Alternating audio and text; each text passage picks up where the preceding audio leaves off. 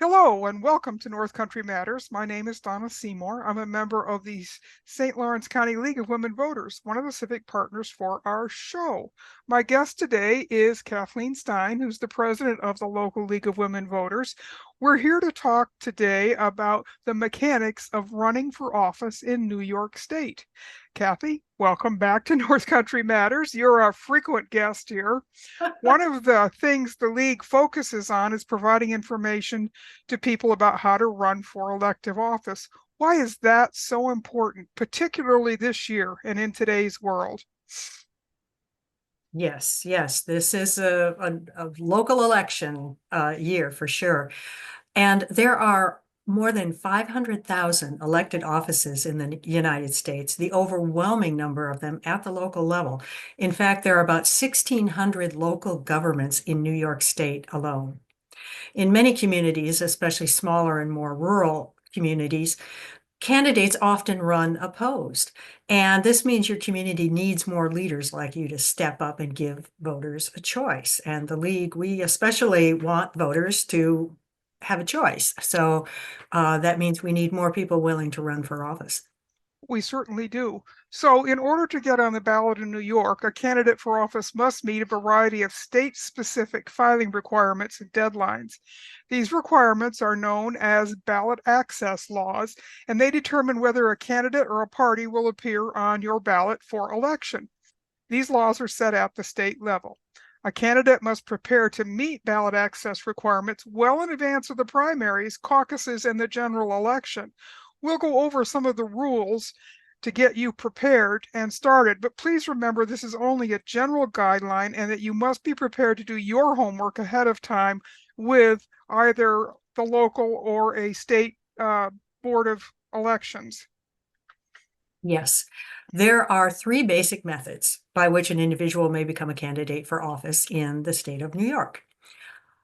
Someone could seek the nomination of a state-recognized political party, or they could run as an independent. Independent candidates must petition in order to have their names printed on the general election ballot, or an individual could run as a write-in candidate.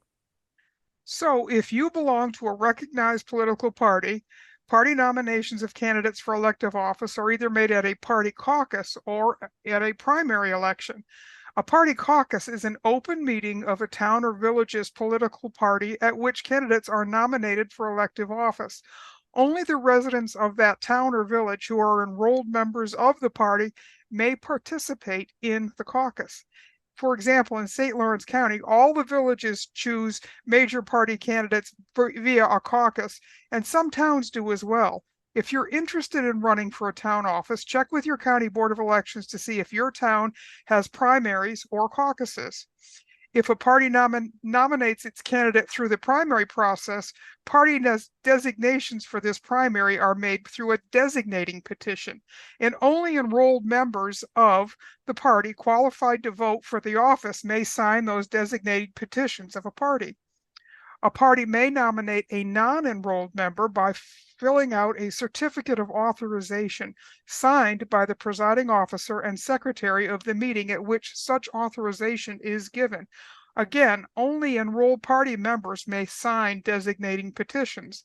You can find sample forms on the New York State Board of Elections website, and you can also find all the guidelines for what information must be included on those petitions. Kathy, many people do not belong to a political party. When they register to vote, they select no party. How can these folks get on the ballot if they decide to run for an office? Yes, there are more and more people with no party, so potentially more and more independent candidates. So if you are an independent seeking to appear on the general election ballot on a line other than official party line, you must be nominated via an independent nominating petition. That's logically enough. Again, sample forms are provided by the New York State Board of Elections on their website. For local offices, the petitions themselves are filed with the County Board of Elections. Any registered voter who has not already signed a designating petition for a candidate for the same office and who is qualified to vote for the office, and we mentioned qualified voters, that means they live in the district where the office is. So example, if it's a town council election, they don't actually live in the town. Any such voter can sign an independent nominating petition for that office. For village offices, however, if you participated in a caucus, you cannot sign a nominating petition because you already supported a candidate for that position. A group of voters making a nomination can designate a name for themselves. They can designate themselves a party, provided the name is rendered in English and does not suggest similarity with an existing political party or political organization that has already filed a nominating petition. Signature requirements for petitions, number of signatures, vary according to the office being sought. Generally speaking, however, those hoping to run on a major party line must collect signatures equaling at least 5% of the active enrolled voters of the political party in the political unit. Again, if it's a town. For independent nominating petitions, the signature requirement is 5% of the total number of votes, excluding those left blank or void, cast for the office of governor in the last gubernatorial election in the relevant political unit. Again, we'll just say this over and over again. Be sure to check with the Board of Elections to see what the rules are for the specific office for which you are running. So it sounds like it can be kind of complicated, but the Board of Elections is there to help everybody figure out exactly how many signatures they're going to need. You can also decide to forego both of these processes and become a write-in candidate. A write-in candidate, for example, for president or vice president of the United States, must file a certificate of candidacy with the New York State Board of Elections. But if you want to be a write-in candidate for other federal, state, or local offices, you don't have to submit any filing paperwork. You also probably won't be very successful, but in fact, in very local races, sometimes write-in candidates do get elected. So don't be afraid to try your luck. Yes, we've had evidence of that not too long ago in St. Lawrence County. Okay, now next we're going to talk about the 2025 election calendar because dates and deadlines matter for all of this. There are several important dates you must keep in mind if you want to run for office this year in the November general election. The first set of dates we're going to go through refer to the petition and caucus dates for local and state elections. February 25th, already upon us. First day for circulating and signing designating petitions. March 30th and March 31st to April 3rd are the dates for filing designating petitions. April 7th is the last day to authorize designations. It's also the last day to accept or decline designations. And don't worry about trying to jot all these dates down. We'll put some slides at the end of this video that will have everything laid out for you because it is a complicated series of dates that we're going to be talking about. So the dates that pertain to the independent nominating petitions are these: April 15th, which is the first day to sign an independent nominating petition.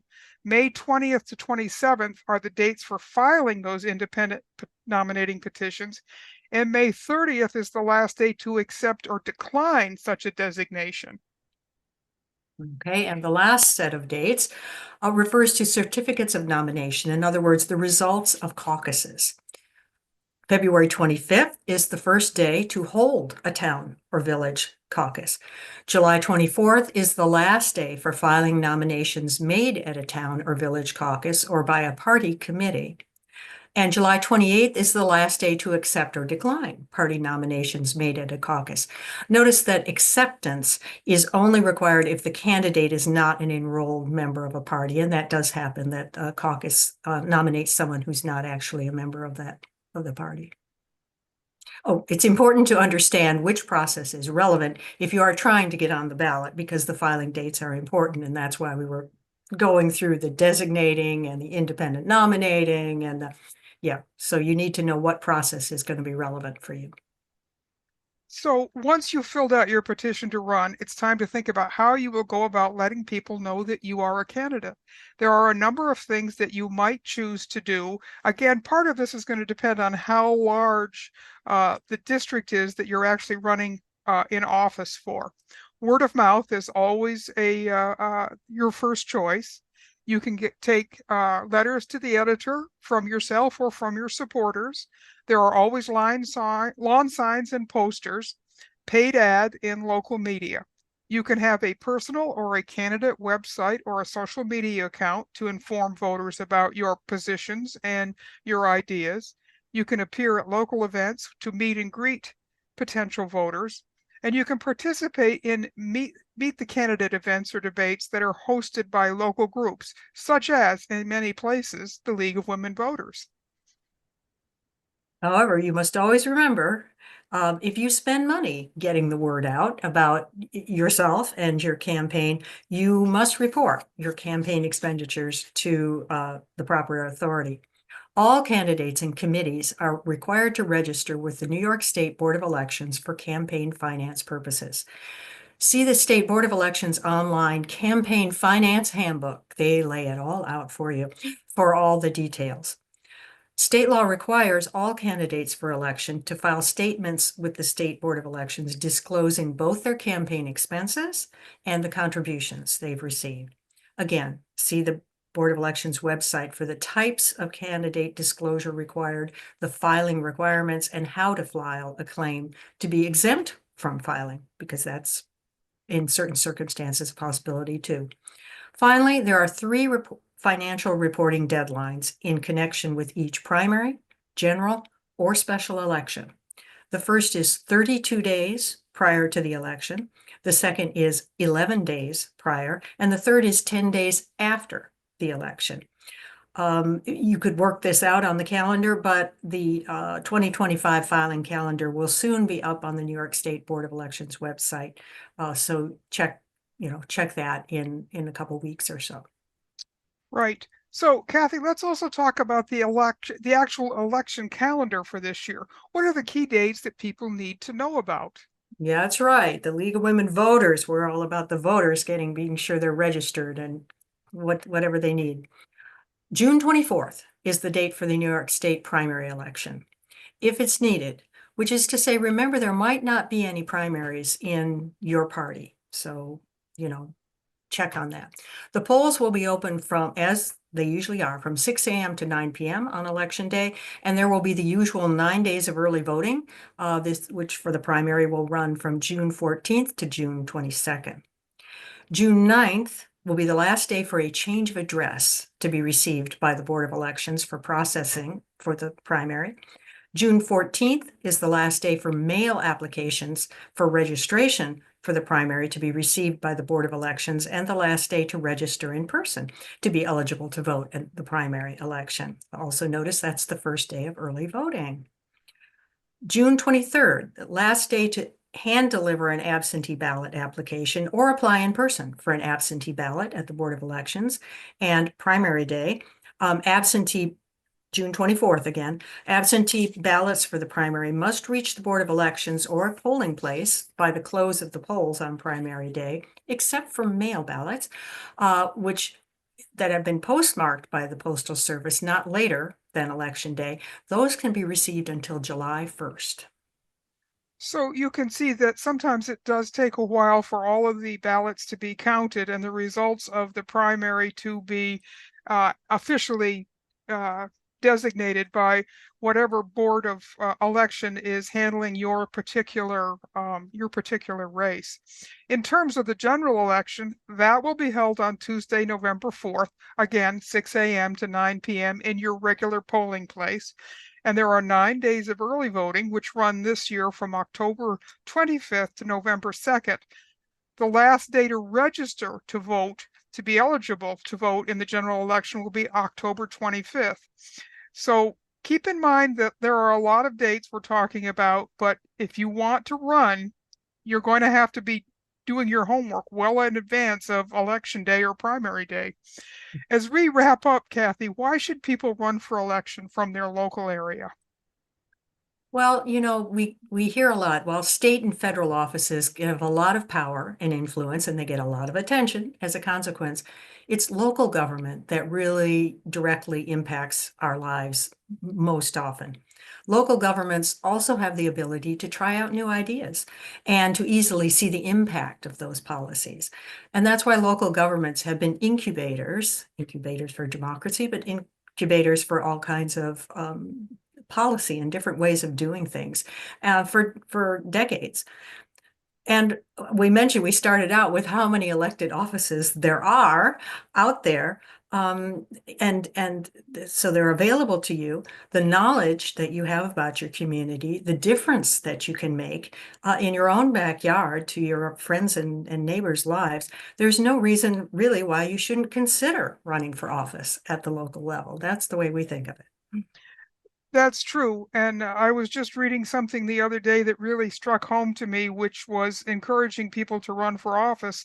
And the article said, "You are the leader you've been waiting for." So, by all That's means, don't hide your light under a bushel. Get out there and run for office. I like that. I like that a lot.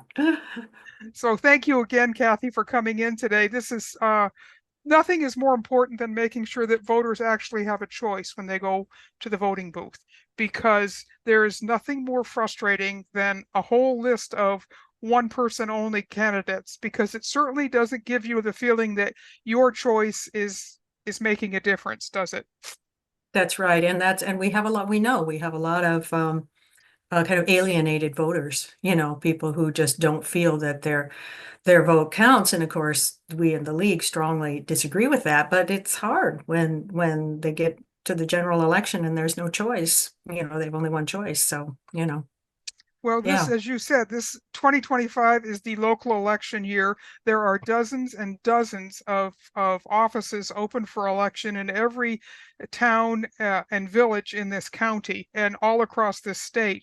So you really do have a chance to make a difference in your own home community. And that's the easiest community to run from, because people know you and you know them. absolutely. All right. Well, thanks again, Kathy. So, just as a reminder to folks, these conversations are a production of North Country Matters. This show is a civic collaboration between the League of Women Voters of St. Lawrence County and the Potsdam Public Library. Until next time, remember, our North Country matters, and so does your vote.